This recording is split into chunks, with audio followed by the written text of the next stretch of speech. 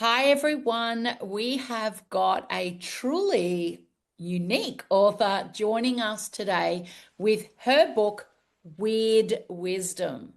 Trish Goodfield, welcome to the Dean Publishing book online launch today. We're really looking forward to hearing more about your book. Oh, thank you for the opportunity. This is sure to be exciting and fun.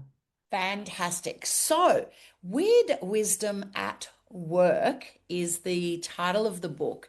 And I'd really like to know, Trish, your book title talks about the origin of the word weird, spelt WRYD. Why is it important that we embrace this? What is the word weird? And why is it important that we embrace this? And can you share a little bit more about that? Okay, so the original origin meant one's destiny. And when I learnt that, after being told I was weird, I kind of went, oh, well, maybe that's why it didn't feel like such an insult. And to me, when I learnt that it meant one's destiny, it was like permission.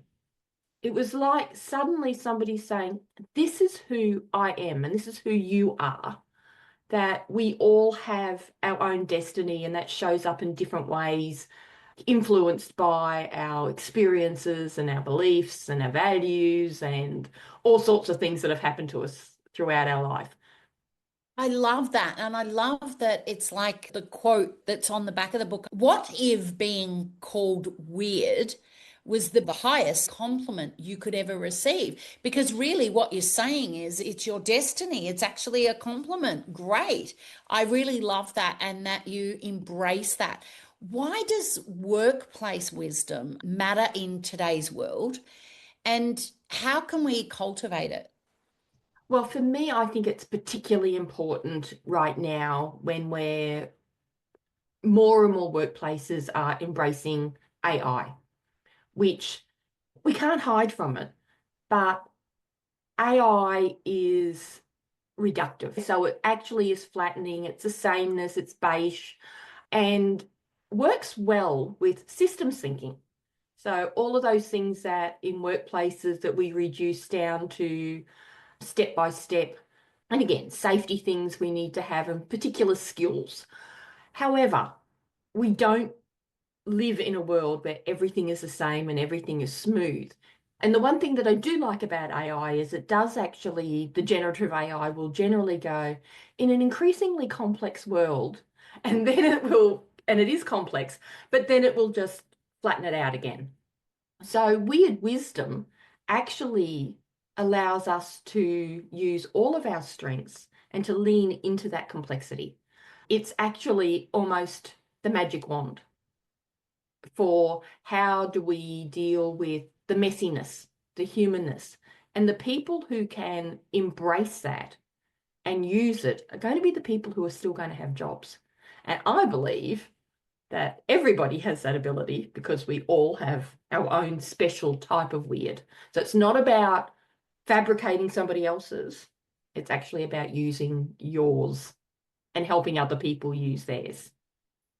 I absolutely love that. And you're spot on. It's that weirdness, that uniqueness that we as humans can't be replicated in that way. And that personality and that thinking differently, and also having that humanness, like you said, and that feeling to really bring that into the workplace. And I think that's really important. And like you said, that weirdness makes us unique and not that flat line, not that AI generated, puts that difference in it. So I think that we do need to all embrace our weirdness, our uniqueness, our passion. And that is going to be rather than just being compliant and let's not speak up, because we're going to need to speak up to really bring that difference to the community and the workplace that AI just can't do. I Exactly love right. that. Yeah, very absolutely. And I think for me, it's we train our leaders to follow steps, and it's just not cutting it. Universities are doing it. People who are doing leadership programs, they're the same programs that people were doing 20 years ago, effectively. They're just not cutting it for today's world. And The more that people lean into systems thinking, the more they're going to be left behind. Yeah, because you're absolutely right. And you mention also like strength and diversity and uniqueness, which is what it is about. You can't replicate that. Do you have any personal stories to share? Some good ones, or maybe a challenging one that reflects this? Yeah, and it kind of shows, I guess, when I was first a manager. So in the early 80s, I was under 25. I suddenly had a team of about 10. And Susan, you're roughly the same vintage. You remember the 80s leadership model. You're in charge. Everything comes from you. You're supposed to have the answers. And I was working in like disability, resource poor, etc., etc. And I can remember coming up with this idea to solve a problem of being able to get clients out into the community more in like one-on-one rather than in the large groups that was very prevalent back in the day. And I sat down with the team and I went, oh, I've had this idea. We could do, and I just went blah, blah, blah, blah, blah. And if this happened, we could do blah, blah, blah, blah, blah. And then I went, what do you think? And my team just sat there and went, like staring at me like, and there was dead silence. And I went, well, come on, what do you think? And they went, and one of them was kind of went, I need a moment to catch up. You just threw a lot at us. And do you really care what we think? Because it seems like you've just solved it and handed it to us and said, we're going to do this. So I had to learn to, against training, to actually ask people what they thought and be the last person to speak as the most powerful person around the table, to be the last person to speak. And what happened was that, heaven forbid, they actually had some really good ideas. Secondly, they were invested in making it work and to identify problems and to think on their feet. And we all grew as individuals, but as a team. And I certainly found that experience really was the making of me as a leader, to be able to learn how to lead, not tell.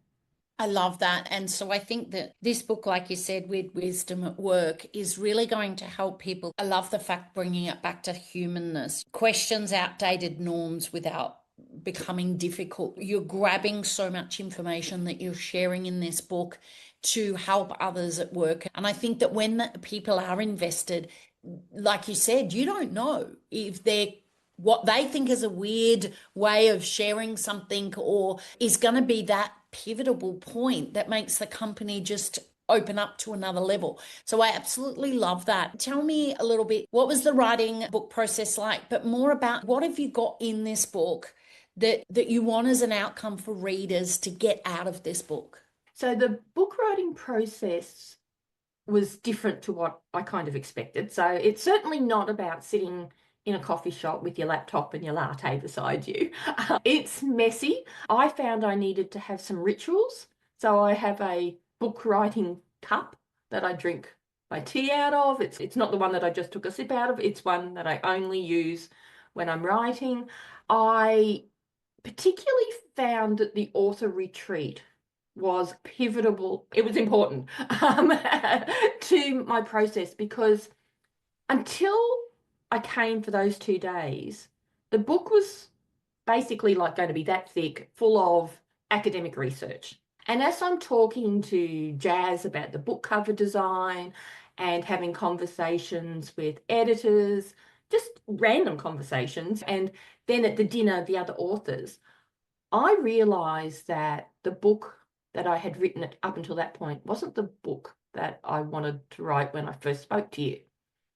And I came back and actually took myself away for another author's retreat. This one was a solo one.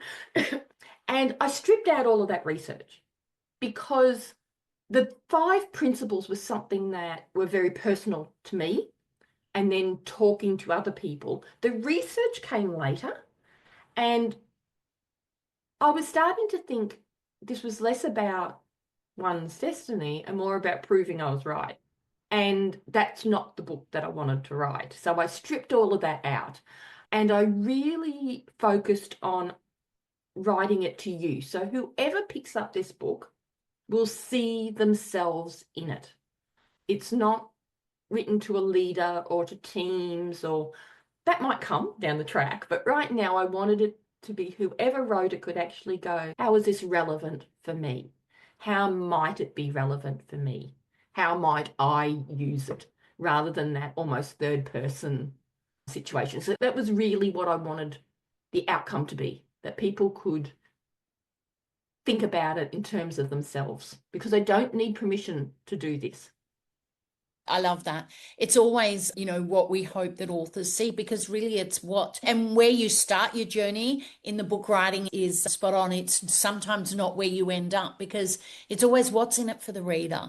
And this book is definitely what's in it for the reader, embracing yourself, seeing how you can take some of this weird wisdom with you so that you are actually above worrying about your role within a company or your role within yourself. So I really love that. We'll have the links below. Grab yourself a copy. It really is going to be embracing some new thought patterns, especially in a very evolving world. How do you embrace your weird wisdom? How do you really have that confidence to see this as a blessing? And we have loved the journey with you, Trish. We love that you're sharing this book and your weird wisdom. And isn't it great for us all to embrace our weirdness? Absolutely. I think that there's something really special, and it's a gift we give to ourselves and all the people around us. Beautiful. So grab your book. Copy of the link is below. Thank you so much for joining us, Trish. And we're excited to see your book get into many readers' hands. Thank you.